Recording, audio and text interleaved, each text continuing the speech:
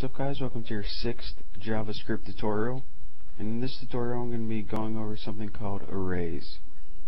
Now what an array is pretty much a way to store a bunch of information in a single variable.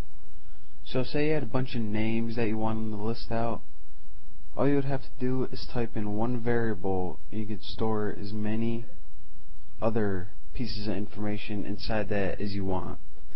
And it's easier just to see, as always, so I'm just gonna start doing it and walk you through the process. Now there's two different ways that you can array an array. The first way is this. First you have to declare your variable, and we'll call it names. And then you have to type in new array. And the word array has to be capitalized. Now all the values that you want to stick in your array have to go in the parameters. So say we want our first name to be Tony, and our second name to be Mike, and our third name to be Dan. So now this variable name has three values: Tony, Mike, and Dan. Now you're thinking, alright, so how do I actually get to the arrays and spit them out on the screen? Well, to do this you need a different kind of syntax, and that's using the square brackets. So let me just alert this so it pops out on the screen.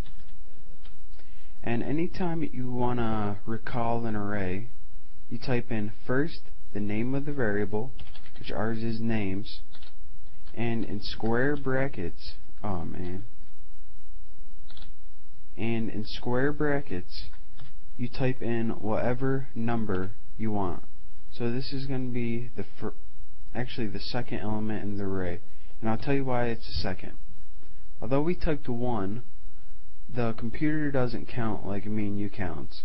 It starts with a number 0, so it counts Tony equals 0, Mike equals 1, Dan equals 2.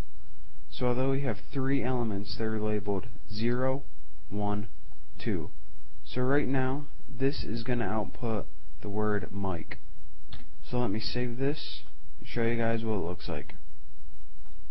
As you see, our JavaScript now outputted the word Mike.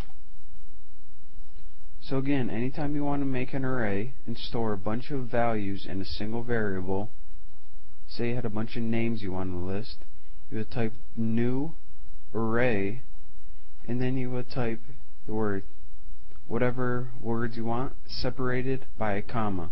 Remember, text goes in quotation marks, numbers don't. So as you can see, we now have this syntax to write an array.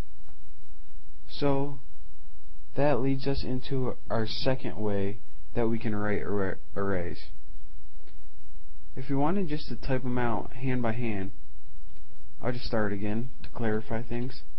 First, we would declare the variable again. We'll call ours names. That's going to be our array. And we'll type in new array, and we'll leave our parameters empty. Now anytime we start to type in our array, we could just set it equal to whatever we want the values to be. So at first we would write names, and in square brackets, remember, you start with 0, and then you type in the value you want. I think we had Tony for 0, and then you just go down the line, and this is the exact same syntax. Actually I thought I had Mike, and of course for our last one, we'll just have a last one and we'll call it Greg. And this right here is the exact same syntax that we did before. And it's just better so you can visualize it easier. So again, if we went down here and said alert, and then we typed in names, and then let's do 2, and we outputted this on the screen, as you can see, it outputted Greg. Now just experiment with these, and you can see that there's two different ways of doing the exact same thing. Some people prefer the first over the second. I prefer this method because it's easier to see your variables and your values. And arrays are very useful when you have a bunch of similar values and you want to stick them inside a like variable. So study this and watch my next tutorial. Thanks.